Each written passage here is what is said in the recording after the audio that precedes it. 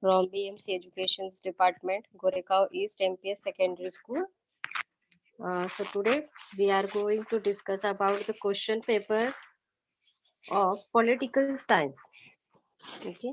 So student, in the last two lectures we are discussing about the question paper. Okay. In that we have discussed about question number 1, 2, 3, 4. Okay. And in the last lecture, we had discussed about question number 5 and 6, which carries 6 and 2 marks. Okay. Today we will start with the question number 7. Okay. And this question number 7 is for explain with reasons whether the following statements are true and false. Okay. This question carries 4 marks. And for these 4 marks are for 2 questions. Each question carry 2 marks. It means we have to solve. There are 3 or 4 questions in the this question, uh, and we have to solve only 2 questions, and which carries 2 marks. Now, how we will solve this? First of all, we have to focus on the statement whether the question is true or false. And after that, we have to put reason. Okay, because question is explained with reason. So, first of all, we have to mention this statement is true or false. After that, we have to mention what is the reason behind this. Okay, so let us start with some examples. Now, the first example is the United Nations General Assembly is a platform to discuss global problems. Okay, this is the first question. The United Nations General Assembly is a platform to discuss global problem. Now, see students, as we know, this is the question from United Nations, and as we know, the in the United Nations General Assembly is a stage where the members of all countries come together and they discuss the global problems or the uh, world problems. Okay, so this is the statement is very much true. The above statement is true. Now we will explain with the reasons. Okay, in the picture you can see there is an assembly. And this is assembly of a United Nations General Assembly. Okay, in this assembly, each member of each country come and they put their problems and discuss various problems in this assembly. So the reasons are all the member countries are the members of General Assembly. Now they discuss important, okay, what they discuss important issues like environment, disarmament, etc. Okay, so in this assembly they discuss about the various issues which are related to environment and how to remove the war and the conflicts between the countries. Okay, जो countries होती है, अलग अलग countries होती है, उनके बीच में कुछ disputes होते हैं, कुछ मतभेद होती है या फिर war हो जाता है, तो इन सब ये सब चीजें नहीं होनी चाहिए. So all these issues are discussed in this assembly. Next one, they came together and take policy decisions on the issues of global importance in the session of the General Assembly, which take place every year from September to December. So the in each and every year from the month of September to December, they discuss about the different issues of global problems. Okay, जो कुछ हमारे पूरे world में problems चल रही हैं किसी किसी भी टॉपिक को लेके, maybe it is related to environment, maybe it is related to disarmament, maybe it is related to currency issues. जो कुछ इश्यूज होते हैं या फिर जो कंट्रीज होती है जिनको कोई चीज अपनी प्रेजेंट करनी होती है, तो ये सारी की सारी इश्यूज जो है they discuss in the General Assembly. It means this is the very well correct statement that United Nations General Assembly is the best platform to present any issue or any topic before the countries. Okay, क्योंकि वहां पे various countries के अलग अलग countries के हर एक members आते हैं, तो कोई भी एक मेंबर जो है वो उस प्लेटफॉर्म पे, वो स्टेज पे जाके अपनी प्रॉब्लम्स बता सकता है या फिर अपने जो व्यूज है वो शेयर कर सकता है। Getting it? The next one, the status of all the member Nations of the United Nations is not equal. Okay. Now see students, as we know that in this United Nations General Assembly, each and every nation got equal level. Okay, equal respect. ये जो assembly है United nation की general assembly या फिर United Nation के जितने भी parts हैं, जितने भी ऑर्गेनाइजेशंस हैं, उसके अंदर ये बोला गया है कि जितने भी कंट्रीज हैं, maybe they are big और स्मॉल, रिच और poor, they will get the equal respect. वहां पे हर एक मेंबर को, मेंबर मीन्स कंट्री, ठीक है, कंट्री का रिप्रेजेंटेटिव मेंबर वहां पे रहेगा। तो कोई भी नेशन है, कैसा भी हो, वो छोटा हो बड़ा हो कैसा भी हो, उनको है वो इक्वल, उनको जस्टिस मिलेगा, इक्वल उनको इक्वालिटी मिलेगी, इक्वल स्टेटस मिलेगा। Getting it? So this statement is very much wrong. It is false that they do not get any equal position. So the correct, what is the reason about why this statement is wrong? Because the status of all member nations is equal in General Assembly. Assembly में जितने भी members होते हैं, means countries होती हैं, उनको सबको एक ही स्टेटस दिया जाता है। The position of all countries, whether they are rich or poor, big or small, is the same. कैसी भी कंट्री हो, चाहे वो चाइना हो, चाहे वो इंडिया हो, चाहे वो श्रीलंका हो, कोई भी हो, या फिर अमेरिका हो, इन सबको एक ही स्टेटस दिया जाएगा। नो बिग और small countries, no rich and poor countries, कोई बायफर्गेशन नहीं है वहां पे कि एक बड़ी कंट्री है तो इसके साथ में अलग ट्रीटमेंट है और जो छोटी कंट्री उसके साथ में अलग ट्रीटमेंट है। तो ऐसा कुछ नहीं है।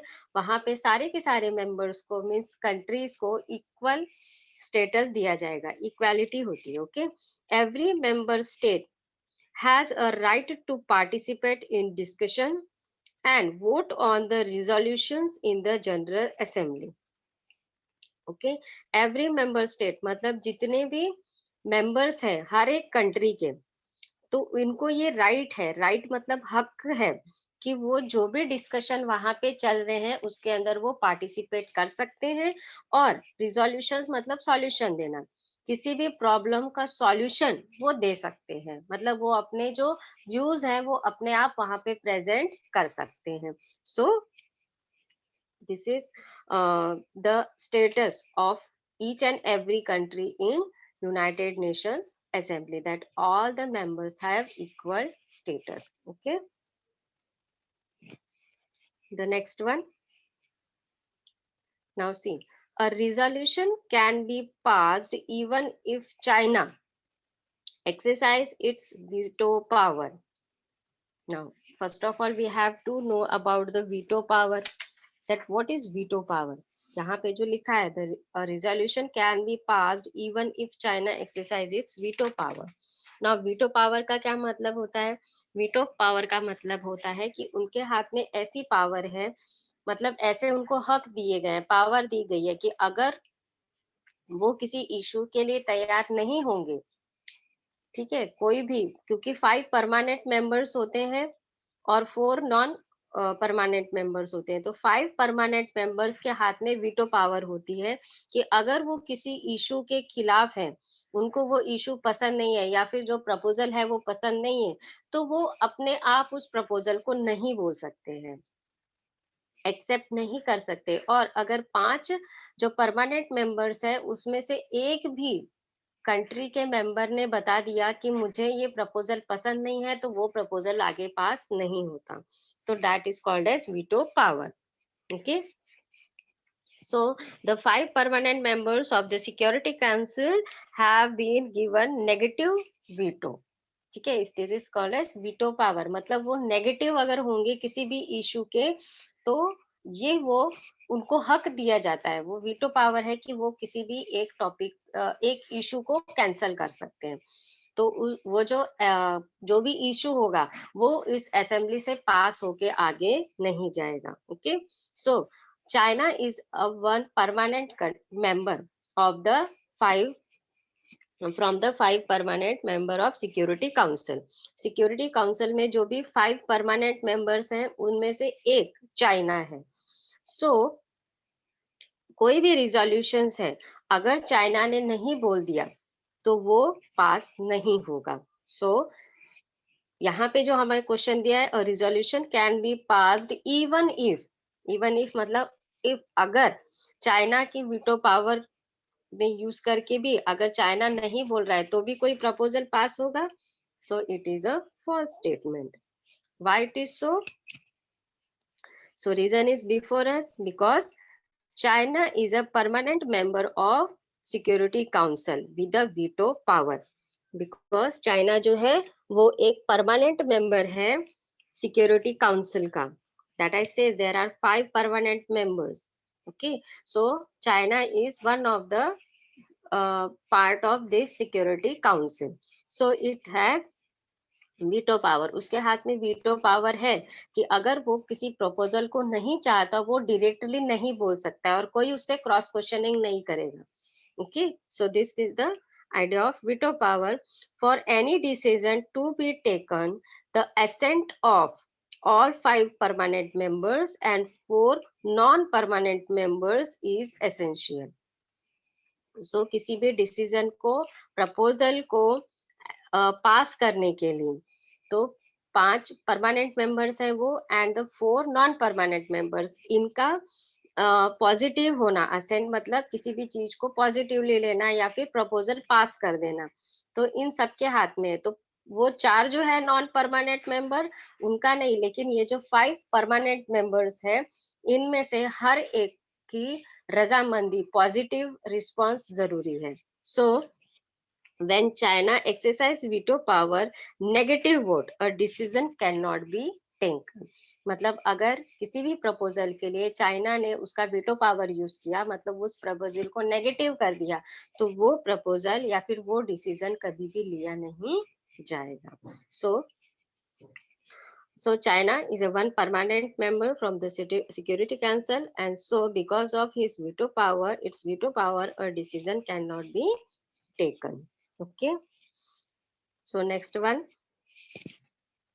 So see, students, all these answers only for 2 marks. So it's better to write point wise जितने भी आपके आंसर्स है, क्योंकि 2 मार्क्स के लिए है तो it is necessary to write 3 और 4 lines points for this answer. ठीक है, 2 मार्क्स के लिए आपको 3 या 4, इससे ज्यादा पॉइंट्स, बहुत ज्यादा एक्सप्लेनेशन लिखने की जरूरत नहीं है, because it carries only 2 marks. Getting it? So next one is India has played a major role in the work of United Nations.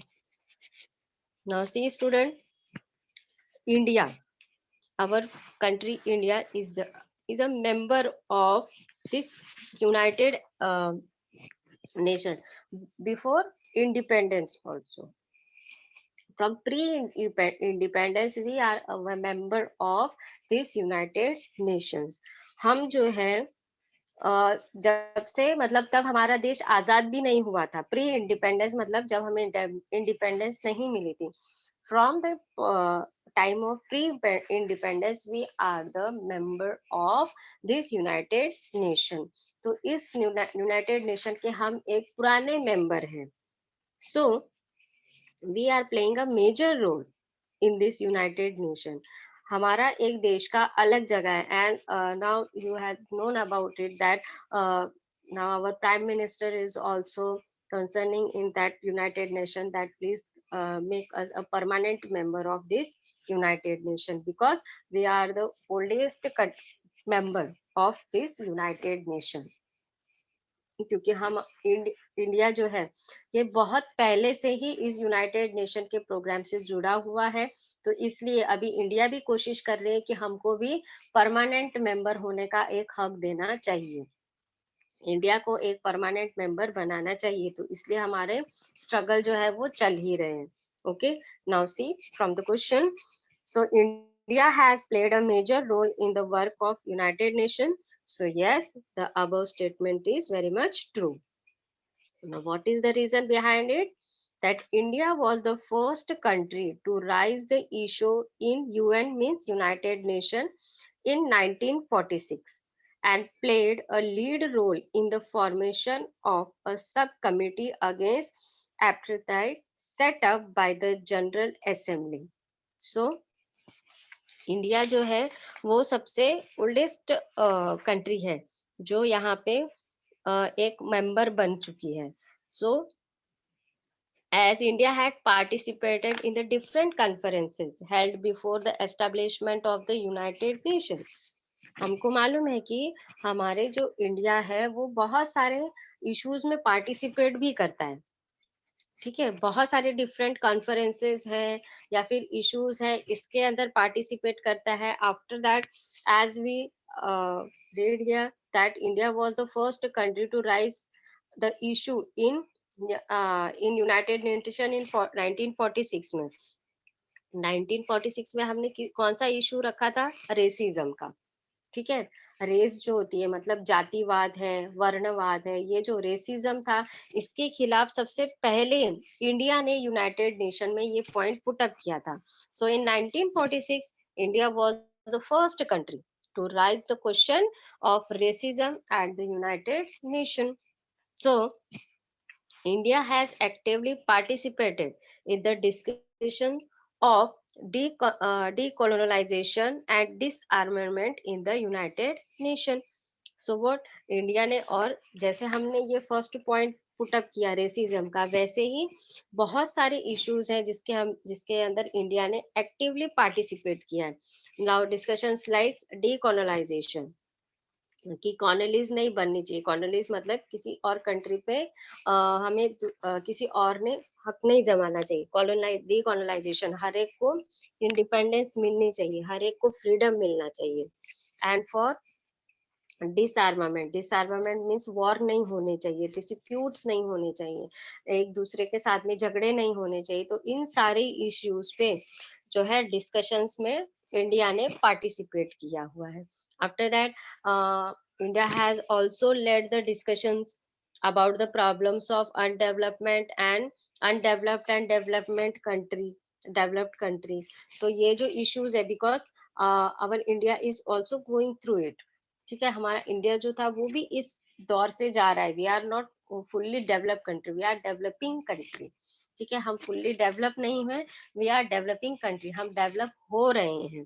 So India has led this discussion about the problems of undeveloped and developing country. जो भी issues related होते हैं develop countries से, okay, या फिर जो developing country होती है, जो प्रोग्रेस कर रही होती है, तो ऐसे कंट्रीज के सामने क्या क्या प्रॉब्लम्स आते हैं, क्या क्या होता है, तो ये सारी चीजें जो है ये इंडिया ने जनरल असेंबली के साथ में शेयर किया हुआ है.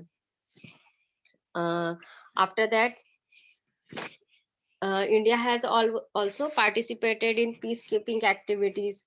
ठीक है, जो पीस कीपिंग एक्टिविटीज है, पीस कीपिंग मतलब शांति बनाए रखना ऑल ओवर द वर्ल्ड, पूरे वर्ल्ड में शांति बनाने के लिए एक पीस कीपिंग फोर्स जो है वो बनाई गई है. तो अलग अलग देशों से पीस कीपिंग फोर्स जहाँ पे when ever it is necessary, जब भी उनको जरूरत होती है, कोई हार्ड प्लेस होती है या फिर कोई अफेक्टेड प्लेस होती है, तो उस जगह पे ये पीस कीपिंग फोर्स को भेजा जाता है.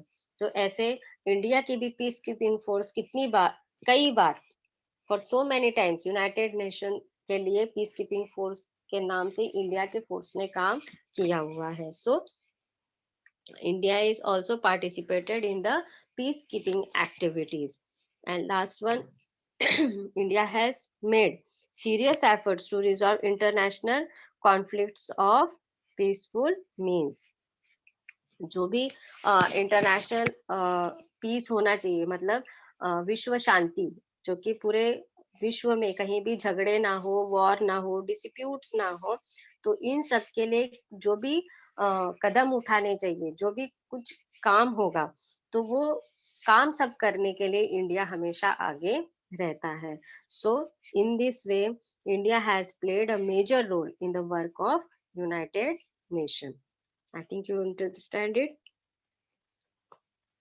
So next question is, India has an important position among the South Asian countries. Now, India has an important position among the South Asian countries. All the countries from South Asia. South Asia, Asia के south में जितने भी countries आते हैं उसके अंदर India जो है उसने अपनी पोजीशन वो एक अच्छी पोजीशन बना के रखी. It is important. Okay, so this statement is also very much true. Now C, as you can see that in this South Asian countries, China is there, Tibet, Nepal, Afghanistan, Iran, okay, Bhutan, all these are the South Asian countries. So India is geographically the largest country in the South Asia. Okay, South Asia में जो है Asian countries में India एक सबसे मतलब largest country है. सो India has established relations with neighbours on the basis of values like equality and mutual respect. तो आपने भी माना होगा इस बात को कि इंडिया जो है वो अपने नेबरिंग कंट्रीज के साथ में हमेशा रिलेशन कैसे बना के रखता है, अच्छे बना के रखता है. तो और इक्वली रहता है और उसके अंदर म्यूचुअल रिस्पेक्ट भी रहती है. मतलब हम किसी भी और कंट्री के लोगों को तुरंत अपमानित नहीं करते, हम उनके देश को और उनके देश के लोगों को रिस्पेक्ट करते हैं. सो because of that we have that they are our we are uh, making good relations with our neighboring countries in the basis of equality or in the basis of mutual respect. Okay, next one is India is economically and most technically developed countries in South Asia. South Asia के जितने भी countries है उसके अंदर हमारी country जो है वो इकोनॉमी और टेक्निकली डेवलप्ड कंट्री है. Okay, thus it is that natural that India has a great influence about among the South Asian countries. तो जितने भी साउथ एशिया के कंट्रीज है उसके अंदर जो इंडिया है उसका अपना एक अलग रिस्पेक्ट है, उसका अपना एक पोजीशन है. Okay, now see next question, that is Sino Indian relationship are friendly. अब हमने ये बताया कि Sino relation, Sino means with China, तो चाइना और हमारे रिलेशंस है वो फ्रेंडली है. I think you know that we have not very much good relations with China. So this above statements is very much wrong. So why it is false? Because there is a disagreement about Sino-Indian borders. ठीक है, हमारे जो borders हैं India के और China के, इसके ऊपर बहुत सारे डिस्प्यूट्स हैं, बहुत सारी प्रॉब्लम्स हैं. आपको भी मालूम है कि देखिए कुछ दिनों पहले भी हमारे और चाइना के बीच में वॉर हुई थी, जहां जहां पे हमारे बहुत सारे सोल्जर्स भी मारे गए. तो we are not friendly with China because of this border. Border के कारण भी हम लोग एक दूसरे के साथ में हमारी अच्छी बनती नहीं है. There is a disagreement on the issues of Tibet. Tibet का जो भाग है, where is Tibet, the top most north part of India. तो उसमें से कुछ भाग जो है, some part of Tibet is in China and some part of Tibet is in India. So that point, that area is also an issue of this problem. तो इस ये जो डिसएग्रीमेंट है तिब्बत के इशू से, ये भी एक प्रॉब्लम है जिसके कारण चाइना और इंडिया के रिलेशनशिप्स अच्छे नहीं हैं. So India had inverted India in 1962 के वॉर में चाइना ने हमको हरा दिया था. So the growing friendship between China and Pakistan is a threat to security of India. Again जो इंडिया और चाइना और पाकिस्तान, इन दोनों की जो फ्रेंडशिप हो रही है, बिकॉज वी आर पाकिस्तान हमको दुश्मन मानता है. ओके, वो सोचता है कि इंडिया हमारा दुश्मन है, और हमने फिर अगर वो हमसे दुश्मनी कर रहा है तो हम भी उनसे दुश्मनी करेंगे। सो that is also the third of India, and China is also the third of India. दोनों जो है हमारे लिए एक डेंजर है, ठीक है। और फिर ये दोनों एक साथ मिल गए हैं, और ये सब दोनों मिलके भारत को हराना चाहते हैं, हमारे देश को हराना चाहते हैं। तो इसलिए इन दोनों की जो फ्रेंडशिप बढ़ती जा रही है, because China is continuously supporting Pakistan, ये पाकिस्तान को कंटिन्यूअसली सपोर्ट कर रहा है, और इसके कारण वो इंडिया पे हमले कराता है, अटैक कराता है, ठीक है, टेररिज्म बढ़ाता है। तो ये सारे जो इश्यूज हैं, ये कहीं तो भी जाके हमारे लिए प्रॉब्लमेटिक है। So the Sino Indian relationship is not very good. ये जो फ्रेंडशिप है, ये जो रिलेशंस है हमारे बीच में, ये अच्छे नहीं है। Okay, next one is India sent a peace keeping force to help the Sri Lankan government. Okay, अब देखिए, peace keeping force in the last point we have discussed about this one, that India sent a how peacekeeping force is working in the United Nation। तो United nation में हमारे जो भारतीय, हमारे जो India की फोर्स है, पीस कीपिंग फोर्स है, ये यूनाइटेड नेशन के लिए भी काम करती है। तो वैसे ही इंडिया की तरफ से पीस कीपिंग फोर्स जो है वो श्रीलंका को भेजी गई थी, श्रीलंकन गवर्नमेंट को भेजी गई थी वहां पे शांति बनाए रखने के लिए। तो वो किसके बीच में हुई थी? There was the this problem between Sri Lanka and Tamils, ठीक है, जो तमिलनाडु के तमिल्स हैं उनके बीच में और श्रीलंका के बीच में, इनके बीच में डिस्प्यूट स्टार्ट चालू हो गए थे। तो इसको शांत करने के लिए, इसको पीसफुली रखने के लिए ये पीस कीपिंग फोर्स जो है वो श्रीलंकन गवर्नमेंट को इंडिया ने भेजी थी। तो this above statement is very much true. Now see what is the reason. Now, so as we know, there was political instability in Sri Lanka in 1985. So, थोड़ा सा प्रॉब्लम हुआ था 1985 में श्रीलंकन के बीच में। श्रीलंका की गवर्नमेंट जो थी उसके अंदर बहुत सारे पॉलिटिकल इश्यूज आए थे, ठीक है, बहुत सारी हलचल मच गई थी उनके पॉलिटिकल इश्यूज में।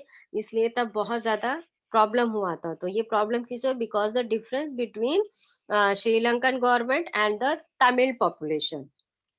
ओके, तमिल पॉपुलेशन है और श्रीलंकन गवर्नमेंट। सो इनके जो पॉलिटिकल इंस्टेबिलिटी हुई थी, इसके कारण जो माहौल था वहां का वो बहुत ज्यादा खराब हो गया था। So the difference between the Sri Lankan government and the Tamil population resulted in political instability in Sri Lanka.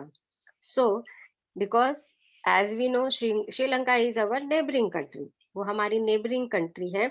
So and Tamil is a part of India, ठीक है, तमिलनाडु के जो तमिल्स हैं वो हमारे देश से रिलेटेड करते हैं, और श्रीलंकन। तो हमारे नेबर के बीच में ये जो डिस्प्यूट चल रहा था, to stop this problem, to hold this problem, India wanted a peaceful resolution of these differences between Sri Lanka and the Tamils. So, in order to help the Sri Lankan government, India sent a peacekeeping force in Sri Lanka.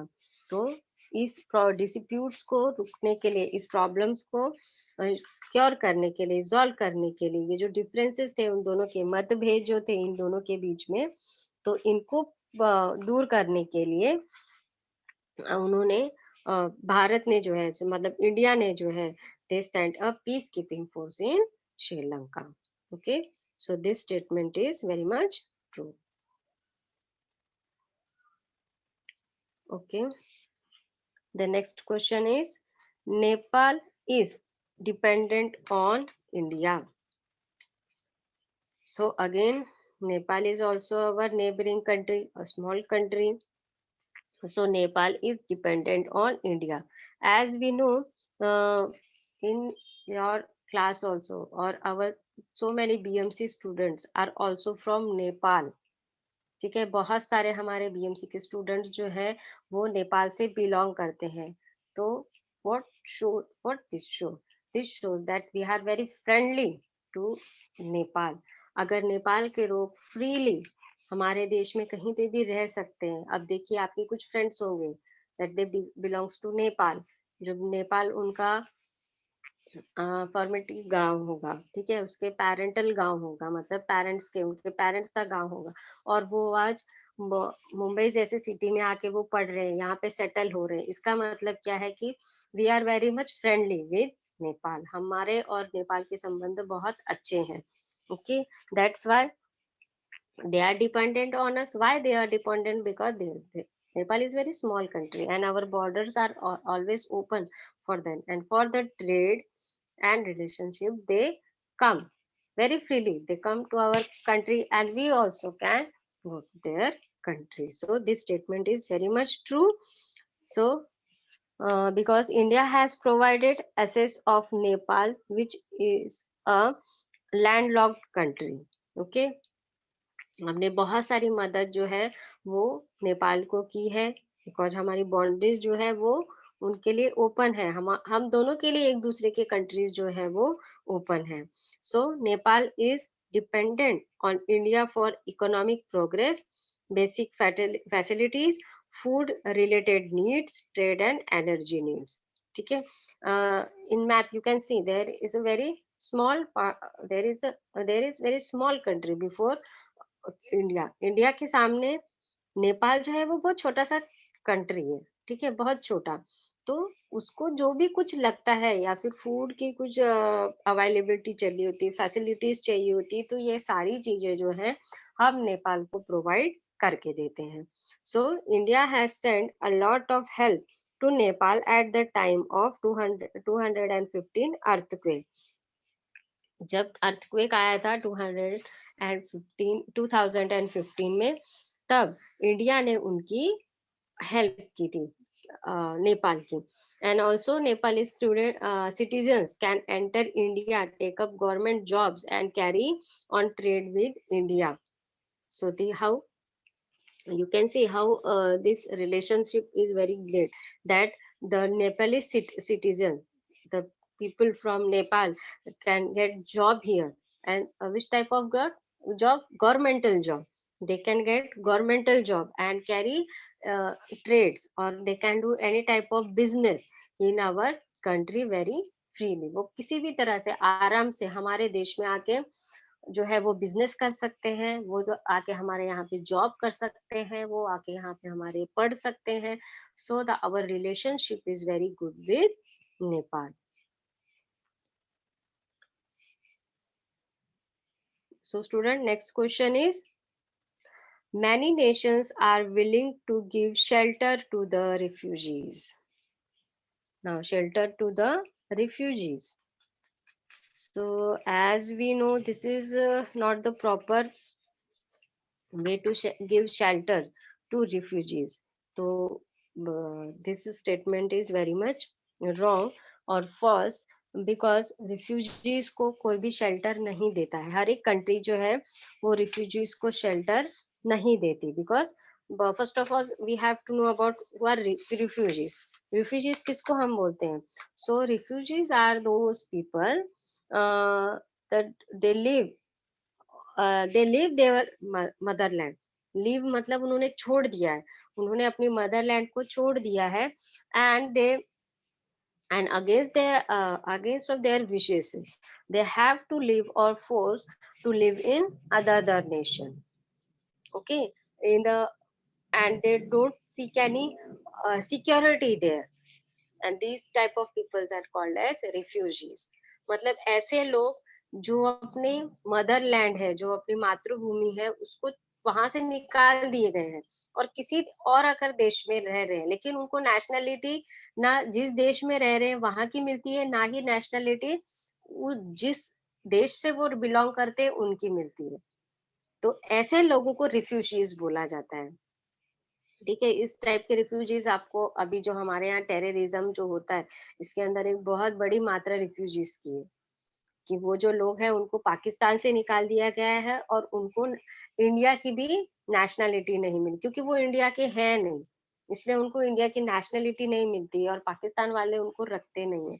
तो ऐसे बोल के जो कुछ मुस्लिम हमारे भाई हैं जो पाकिस्तान और इंडिया के बॉर्डर में थे, लेकिन क्योंकि ये जब हमारा अलग अलग हुआ इंडिया एंड पाकिस्तान, तो कुछ भाग जो है इंडिया का पाकिस्तान में चला गया, तो वो अभी बोलते हैं कि वो हमारे भाग के नहीं, वो इंडिया के हैं। But according to that border, अगर उनकी प्लेस अगर पाकिस्तान में जाती है तो वो पाकिस्तान के होते हैं। तो इस तरह से बहुत सारे कॉन्फ्लिक्ट्स है। After that then Bangladesh, Bangladesh में भी जब जिसको हम पहले वेस्ट पाकिस्तान बोला, ईस्ट पाकिस्तान बोला करते थे, तो उनका भी यही प्रॉब्लम था कि वहां के लोगों को वो पाकिस्तान की नेशनैलिटी नहीं देते थे। वो बोलते थे कि नहीं, आप वहां के हो तो वहीं के हो, but they are not fully Indian, and they are not giving any nationality from Pakistan. तो इसलिए ये जो प्रॉब्लम हुआ था, तब इंडिया ने अटैक करके उनको ये किया, फ्री किया, और वहां पे बांग्लादेश जो है ये अलग सा एक देश बन गया। ओके, तो इस तरह के वहां के जो लोग हैं वो भी अपने आप को रिफ्यूजीज बोलते हैं। ठीक है, तो इस टाइप के लोगों को रिफ्यूजीज बोला जाता है, और ये हमेशा प्रॉब्लम ही क्रिएट करते हैं। इसलिए कोई भी नेशन जो है रिफ्यूजीज को शेल्टर नहीं देता। Okay, now this statement is very much wrong.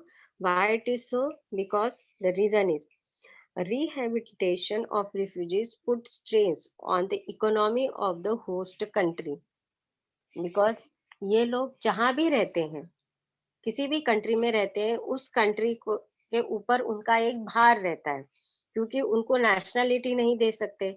उनको हम रहने के लिए जिसको बोलते हैं कि मंजूरी नहीं दे सकते कि हाँ, आप यहाँ पे पक्का घर बना के रहो। ऐसे हम उनको नहीं बता सकते, बिकॉज दे आर रिफ्यूजीज। क्योंकि देखिए, हमारे घर में कोई मेहमान आता है तो हम उसको उसके लिए घर नहीं बांध के दे देते, उसको हम अपने घर में 2 3 4 10 महीने रख सकते हैं। बट हम परमानेंटली अपना घर उसको देके हम घर के बाहर नहीं चले जाते। ठीक है ना? तो that is also problem with refugees. Refugees का यही काम है, अगर वो हमारे घर में रह रहे हैं तो वो मेहमान की तरह है, लेकिन हम उसको अपना परमानेंट हक जो है वो नहीं दे सकते। सो देयर इज, इसके कारण इकोनॉमी जो है, अगर बहुत बड़े तादाद पे लोग अगर रिफ्यूजीज आते हैं तो उनको खाना पीना रहना सब कुछ प्रोवाइड करने के लिए ये एक स्ट्रेन आती है किसी भी देश के इकोनॉमी के ऊपर। Okay, after the storage of essential commodities may lead to increase the inflation. मतलब रहने के लिए जो जगह है दी जाती है, कमोडिटीज मतलब उनको रहने के लिए, तो उनको जैसे मैंने आपको बताया कि उनको हम कभी परमानेंटली एड्रेस नहीं दे सकते, परमानेंटली नहीं कर सकते, because they are not the citizens of our India, of और ऑफ एनी नेशन। ठीक है, रिफ्यूजीज को कोई जो होस्ट कंट्री है, होस्ट कंट्री मतलब जिस कंट्री में वो रह रहे हैं, वो उनको अपना परमानेंट एड्रेस नहीं दे सकते। That's why they are not the permanent citizen of that country, इसलिए उनको वो पक्के घर भी उनको प्रोवाइड नहीं कर सकते। After that there may be an increase in crime leading to law and order problems. Therefore, many nations not willing to give shelters to the refugees. तो इस तरह से अपने हक को मांगने के लिए, क्योंकि उनका हक नहीं है, फिर भी क्योंकि वो उस देश पे रह रहे होते हैं, उस देश में रह रहे होते हैं, वो बोलते हैं अभी हम इस देश में रह रहे हैं तो हमारा हक है यहाँ पे। फॉर एग्जाम्पल, जैसे मैं आपको बताती हूँ कि नेशनलिस्ट है, जो नक्सलवादी है, नेशनलिस्ट है, वो इसी प्रकार के रिफ्यूजीज हैं जो ये वेस्ट बंगाल की तरफ से आए थे जब वो रिफ्यूजीज बने। ठीक है, जो ईस्ट पाकिस्तान जब था, तब ये लोगों ने क्या किया, इनको रहने के लिए, खाने के लिए जग कुछ नहीं था, रहने के लिए जगह नहीं थी इनको। पाकिस्तान जो था वो उनको शेल्टर भी नहीं दे रहा था, उनको कोई चीज फैसिलिटीज प्रोवाइड नहीं कर रही थी। तब वो धीरे धीरे इंडिया में आए, और इंडिया में आते आते आते उन्होंने जो ईस्ट जो पार्ट है वो पकड़ लिया, और वहीं से उन्होंने अपना धीरे-धीरे करते हुए, आपको अभी पता होगा कि नागपुर का जो साइड है, विदर्भ, इसमें बहुत बड़ा एरिया जो है वो नक्सलिस्ट से भरा हुआ है। And all these are the problems of India. ये हमारे लिए, हमारे इंडिया के लिए बहुत बड़ा प्रॉब्लम है कि इन लोगों को हमें सहन करना पड़ता है, और ये लोग समझते नहीं है सारी बातें। ठीक है, तो इस तरह से वो उनकी तरफ से उनका हक बनाते हैं, उनके कानून बनाते हैं और उनके कानून और उनके हक बना के वो हमारे लोगों पे अटैक करते हैं। So it makes very big problem. So therefore, any nation cannot willing to give shelter to these refugees. तो कोई भी इन refugees को शेल्टर नहीं देता है, क्योंकि शेल्टर दिया तो वो उसी घर में रह के उसी का प्रॉब्लम क्रिएट करते हैं. So this is a big problem. Okay. Next one is the concept of human rights as bordered. Okay, human rights और बॉर्डन मतलब बड़ा होना, मतलब ये जो कंसेप्ट है ह्यूमन राइट्स का है, ये अभी बड़ा इशू है, बहुत बड़ा हो चुका है ये कंसेप्ट, क्योंकि हर एक को ह्यूमन राइट्स के बारे में पता चल गया है कि व्हाट इज ह्यूमन राइट्स. ठीक है, ह्यूमन राइट्स किसको बोलते हैं अभी लोगों को पता चल गया है, that that the this concept, that is the human rights, has emerged from the concept of natural rights. ठीक है, जो इसको हम मानवीय हक बोलते हैं, कि हर एक जो आपने अलग अलग राइट्स पढ़े होंगे तो उसी को हम ह्यूमन राइट्स बोलते हैं. those rights that have endured with the because of the born of human being, because you are a human being. कोई भी एक मनुष्य है, जो मनुष्य होता है उसको हर चीज के राइट्स मिलने चाहिए, हर एक चीज के. जैसे अभी हमको फ्रीडम ऑफ स्पीच है, हम बोल सकते हैं, फ्रीडम ऑफ लिटरेचर है, हम पढ़ लिख सकते हैं. ऐसे जो अलग अलग फ्रीडम्स हैं, all these are the human rights. Okay, so so the human rights are those rights that are necessary for living as a human being and as a constituent of society. किसी society का member बनना है. ठीक है, हम सब जितने भी ह्यूमन बींग्स हैं सब इस सोसाइटी के मेंबर्स हैं. So we all have the equal status, हमारा स्टेटस जो है वो इक्वल है, और यही हमको ह्यूमन राइट्स बताता है. So the state has the responsibility to assure that these rights are available to every individual. तो हर एक स्टेट में, हर एक राज्य का, हर एक स्टेट का ये काम रहता है कि उसके राज्य में रहने वाले सारे लोगों को सारी हक मिले. So that is known as human rights. तो अभी ये जो ह्यूमन राइट्स है उसके अलग अलग लॉज हैं. तो उसके अंदर जैसे अभी हमने अभी हाल ही जो लॉ बना है कि हमको जानकारी का अधिकार है, कि अगर हमको कोई चीज जानकारी चाहिए तो हम डायरेक्टली पूछ सकते हैं. ठीक है, तो this is also part of human rights. तो अभी ये जो कंसेप्ट है ये बहुत बड़ा हो चुका है. So this is very much true. The above statement is true. Why it is so? Because human rights are jeoparded due to the prescription by the state and terrorism. So racial segregation and freedom from colonies are larger issue related to human freedom. So देखिए, जो human rights हैं, ठीक है, ये सब देने बहुत जरूरी है, किससे इससे हमारे देश में जो होने वाले प्रॉब्लम्स है वो खत्म हो जाएंगे.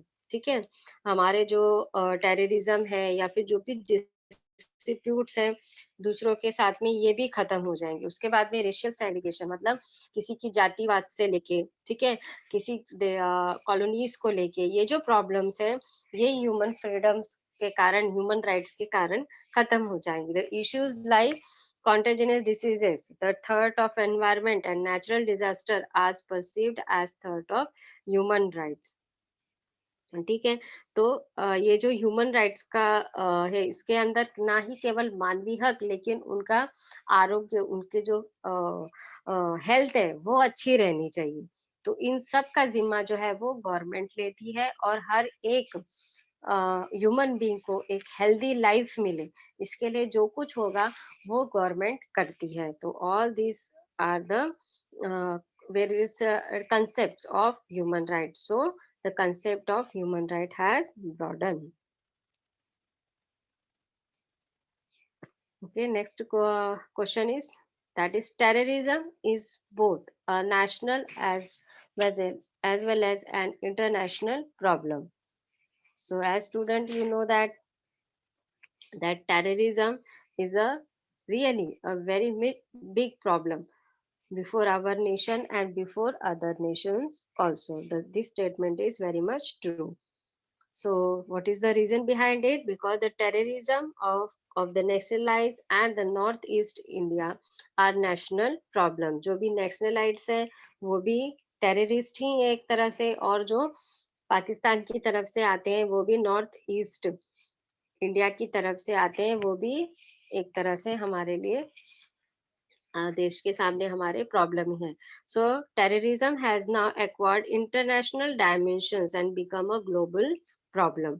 तो अब ये धीरे धीरे टेररिज्म जो है ये बढ़ते ही जा रहा है, ये सिर्फ इंडिया तक नहीं रहा, अब ये देश दुनिया के अलग अलग देशों तक भी पहुंच चुका है. A concern action by all countries in the world against terrorism is advocated. So इस टेररिज्म को खत्म करने के लिए पूरे वर्ल्ड में से हर एक देश ने कोशिश की है कि किस तरह से टेररिज्म जो है ये खत्म हो जाए. So terrorism is a both national and international problem. So student, in this way the we can write the second part of sorry, the seventh part of our question paper. Okay, now we will start with the eighth question, that is based on concept. Explain the concept. And in this question there are two questions and you have to solve only one, and that is for 2 marks. Okay, so it means what कि अलग अलग concept है और आपको सिर्फ कोई भी एक कंसेप्ट जो है वो क्लैरिफाई करना है. 2 क्वेश्चंस दिए होंगे और उन 2 क्वेश्चंस में से आपको एक क्वेश्चन सॉल्व करना है, विच कैरीज 2 मार्क्स. केवल 2 मार्क्स वो कैरी करता है. तो again what I said, if it is for 2 marks you have to write only 2 or 3 points. सिर्फ 2 या 3 पॉइंट्स आपको लिखने हैं to carry out 2 marks. Okay, now see, some concepts are there. The first concept is, that is veto. That is veto power, जो अभी हमने पहले ही discuss किया था. veto power, that there are 5 permanent members of Security Council. Which are they? They are US, UK, France, Russia and China. ठीक है, US, United State, United kingdom, France, Russia and China. All these are the 5 permanent members are there. Okay, and 4 non-permanent members are there and they make together a security council. ये security council बनाते हैं और इसके अंदर the 5 permanent members of the security council have been given negative vote, और that is known as veto. इनके पास में नेगेटिव वोट देने का पावर होता है. किसी भी इशू को अगर उनको नहीं पसंद है तो वो डायरेक्टली नो बोल देंगे, तो वो डिसीजन या फिर वो प्रपोजल आगे पास नहीं है होता है. So to take any decision by security council the assent of 5 permanent members and 4 non-permanent members are required. So this is known as veto power, कि 5 जो परमानेंट मेंबर हैं उनके पास में ये वीटो है.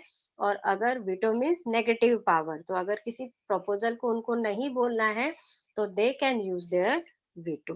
Okay, so next concept is UNICEF. UNICEF is also known as United Nations International Children's Emergency Fund. That is the full form of UNICEF. That is United Nations International Children's Emergency Fund. तो ऐसा fund जो all over the world छोटे बच्चों के लिए उनकी health से related, उनकी एजुकेशन से रिलेटेड जो कुछ रिलेट रहता है उसको हम वो इस ये ऑर्गेनाइजेशन देखती है. This is uh one organisation from United Nation. United Nation के जो अलग अलग ऑर्गेनाइजेशन है उसी के अंदर ये एक यूनिसेफ भी ऑर्गेनाइजेशन है. So they deal with the health of children. Okay, now United Nation agency responsible for providing humanitarian and developing aid to children worldwide. तो जितने भी चिल्ड्रन हैं पूरे देश में उनकी हेल्थ को लेके, उनकी डेवलपमेंट को लेके जो कुछ चीजें लगने वाली होती, वो सारा ये ऑर्गेनाइजेशन प्रोवाइड करता है। Okay, so next concept is peacekeeping force.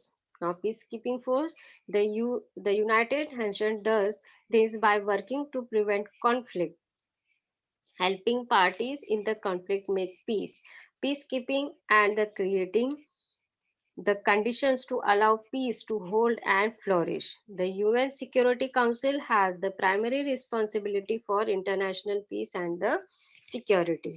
Means पूरे वर्ल्ड में हर जगह पे शांति रहे, कहीं पे कुछ प्रॉब्लम हुआ है तो ये पीस कीपिंग फोर्स जाके वो सारा सिचुएशन कंट्रोल कर सकती है। तो इससे ये पीस कीपिंग फोर्स जो है वो बनाई गई यूनाइटेड नेशन से। Next one is UNESCO. This concept, UNESCO, the United Nations Education, Scientific and Cultural Organization. तो ये जो ऑर्गेनाइजेशन है, this organisation deals with the educational part of student. Student के जो एजुकेशन, कैसे उनको एजुकेशन मिले, प्लस कौन सी चीजें उनको एजुकेशन, किस तरह से उनको एजुकेशन प्रोवाइड की जाए, ये सारा काम देखने का काम यूनेस्को करती है। This is also an organisation from United State. United Nations के ही जो अलग अलग ऑर्गेनाइजेशन है उनमें से ये एक ऑर्गेनाइजेशन है, which is specialised agency of the United Nations aimed at promoting world peace and security through international cooperation in education, the sciences and the culture.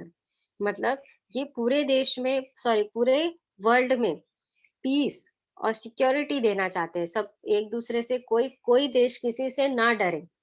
ठीक है, हर एक को सिक्योरिटी सबसे मांगनी ना पड़े, हर एक के पास में सिक्योरिटी रहे, कोई देश दूसरे देश पे अटैक न करे। और इन सब चीजों को बताने का काम, हर चीज को प्रेजेंट करने का काम जो है एजुकेशन और साइंस के थ्रू और कल्चर के थ्रू करना चाहिए, और ये सारा करने का काम ये जो ऑर्गेनाइजेशन है वो करती है। Okay, so next one is international criminal court. So that is also known as ICC. The International Criminal Court was created on 1st of July 2002. The ICC is different from the International Court of Justice. The main difference uh, in the International Court of Justice that they settles the argument between the countries, and this International Criminal Court punishes the people. It means what कि कोई भी case अगर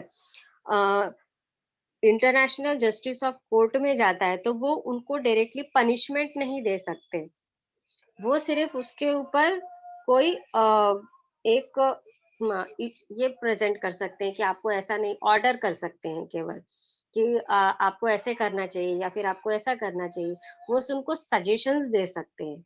but international criminal court में जो person है उसको वो punish कर सकते हैं, उनको वो पनिशमेंट दे सकते हैं कि डायरेक्टली अगर आपके ऊपर कोई आरोप सिद्ध होता है, अगर आप इनजस्टिस, मतलब आपके साथ में जस्टिस हुआ है और आप अगर उस प्रॉब्लम के सामने खड़े हो और आप अगर गलत हो, तो उस पर्सन को डायरेक्टली पनिश किया जा सकता है। बट कोर्ट ऑफ जस्टिस में क्या है, वो केवल आपको सजेशंस देंगे, सिर्फ आपको बताएंगे कि इन्होंने ऐसा हुआ है तो ऐसा किया है, ऐसे करके वो सिर्फ आपको सजेशंस दे सकते हैं, लेकिन आपको पनिशमेंट नहीं दे सकते। लेकिन इंटरनेशनल क्रिमिनल कोर्ट उस पर्सन को पनिशमेंट दे सकता है।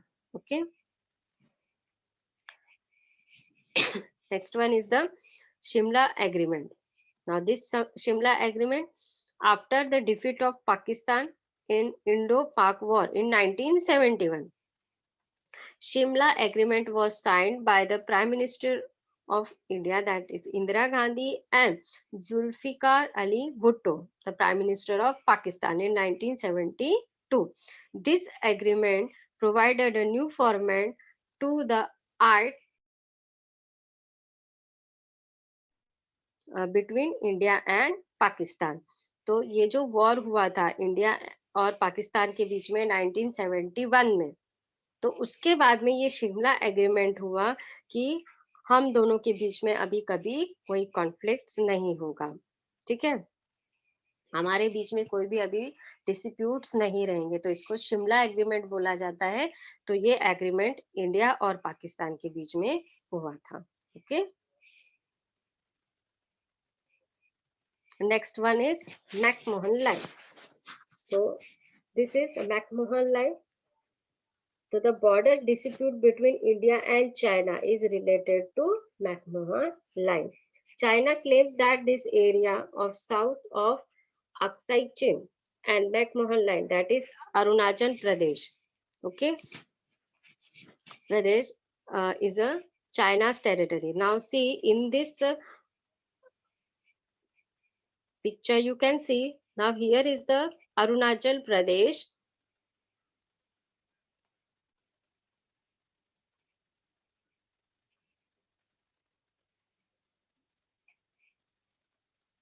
Now this is Arunachal Pradesh and here that is the McMahon line.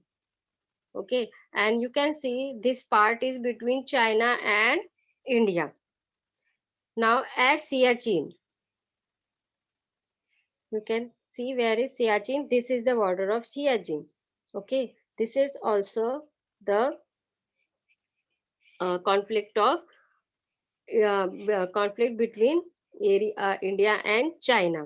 तो इंडिया और चाइना के बीच में जैसे सियाचिन को लेके वो जो बाउंड्रीज है उसको लेके प्रॉब्लम है, वैसे ही ये जो मैकमोहन लाइन जो बोलते हैं इसको भी लेके प्रॉब्लम डिस्प्यूट है, डिस्प्यूटेड बॉर्डर है ये.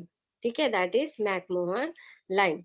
So China is not willing to accept McMahon line as an international border indicated and China, मतलब वो ये मानता ही नहीं कि ये जो बॉर्डर है मैकमोहन लाइन जिसको बोलते हैं, ये जो बॉर्डर है ये एक इंटरनेशनल बॉर्डर है. इंटरनेशनल बॉर्डर किसको बोलते हैं? The border which is between two countries. ठीक है, उसको इंटरनेशनल बॉर्डर बोलते हैं कि दो कंट्रीज के बीच की जो बॉर्डर होती है, आउटर लाइन होती है, उसको हम इंटरनेशनल बॉर्डर बोलते हैं. तो ये मानने को ही तैयार नहीं है कि ये जो मैकमोहन लाइन है ये चाइना और इंडिया के बीच की इंटरनेशनल बॉर्डर है. वो ये सोचते हैं कि ये जो भाग है वो हमारी तरफ है, जैसे अभी उन्होंने इस तरह हमारे यहाँ पे किया हुआ था, वैसे ही वो ये कहते हैं कि अरुणाचल प्रदेश का ये जो भाग है ये पूरा का पूरा जो है वो हमारा है. तो that is the issue of McMahon line. Okay, now next one is Indo Nepalese friendly territory.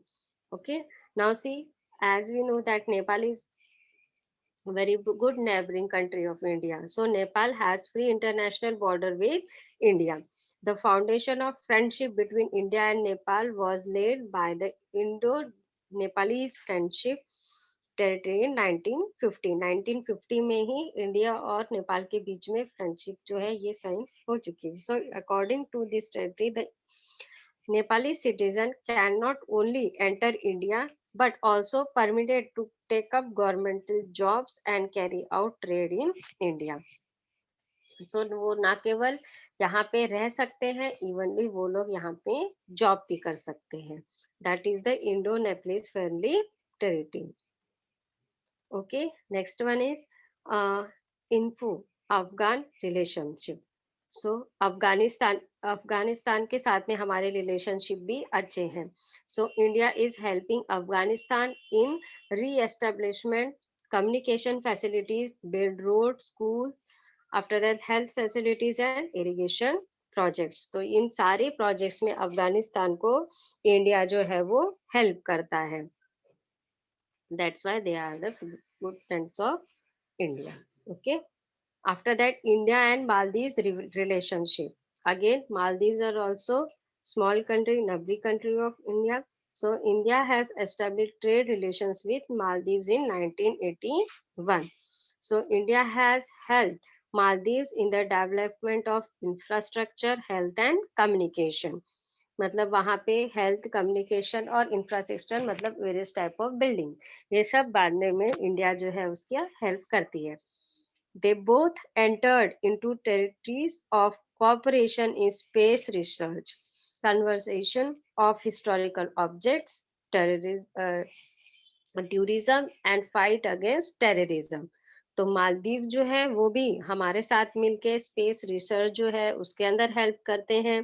उसके बाद में जो कंजर्वेशन है हिस्टोरिकल ऑब्जेक्ट्स के, मतलब प्रिजर्वेशन करना, हिस्टोरिकल जो चीजें हैं उसको प्रिजर्वेशन करना, उसके अंदर हेल्प करते हैं। मालदीव्स एक टूरिस्ट प्लेस बोल के भी बहुत ज्यादा फेमस है, और उसी के साथ में ये हमारे साथ मिलकर टेररिज्म को खत्म करने की भी कोशिश करते हैं। Now human rights. So as we know, human rights includes the right of life and liberty, freedom from torture, slavery and torture, and freedom of opinion and expression, of rights to work and education, and many more. Everyone is entitled of these rights without discrimination.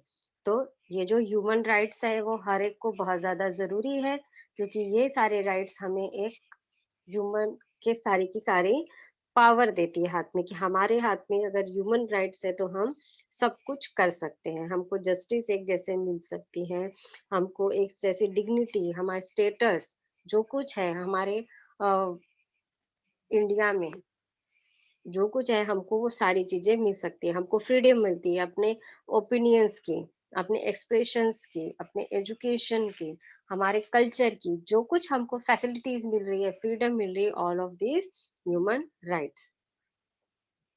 After that, we have to write about the concept of terrorism. So, terrorism, the killing of ordinary people for political purpose, that is known as terrorism. किसी भी political purpose को complete करने के लिए अगर कोई दूसरे लोगों को मारता है तो उसको हम बोलते हैं terrorism. So, terrorism is an organized and planned program. Terrorism जो होता है, ये जो टेररिस्ट होते हैं ये ऑर्गेनाइज्ड और प्लान होते हैं, ये तुरंत कुछ नहीं करते, इनका पूरा प्लानिंग होता है और फिर वो कोई भी एक काम जो है वो करते हैं। Now so terrorism is a global problem now. After that, degradation of environment. Now, environmental degradation is the deterioration of the environment through depletion of resources such as air, water, and soil, the destruction of ecosystem, habitat destruction, the extinction of wildlife and population, and pollution. When natural habitats are destroyed or natural resources are depleted, the environment is degraded. Degraded से ही नाम पता चल रहा होता है कि इसको कम किया जा रहा है।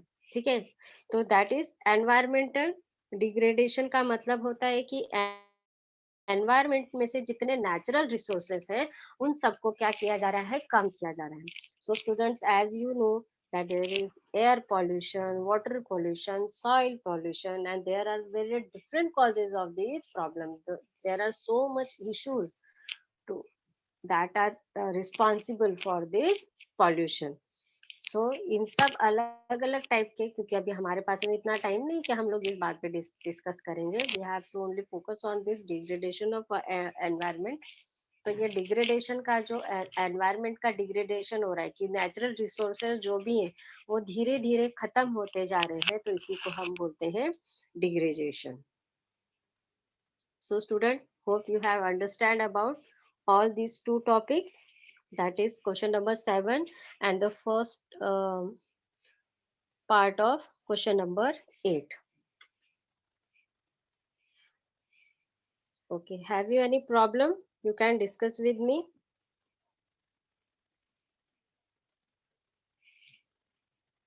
Hello.